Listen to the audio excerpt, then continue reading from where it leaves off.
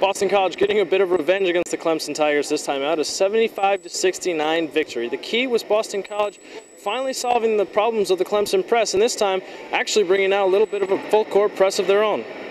We've been working on that past couple of weeks. That's something they like to do, so we felt like we should do it to them. And they got a dose of their own medicine. They didn't like it. We didn't like it either, but they won us the game. They were going to make it sometime a scramble type of game, and we had to keep our heads up and be able to make plays out of that. And for the most part, we did.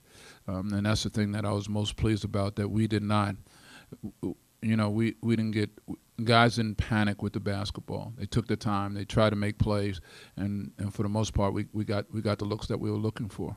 So with the win, the Eagles improved to 3-4 in the ACC after a 1-3 start. And if that 1-3 sounds familiar, it's because that's the way the team started the last two times they made the NCAA tournament. And this year might be a third. In Boston College, I'm Dan Duquette, your Palestra.net reporter for ESPNU Campus Connection.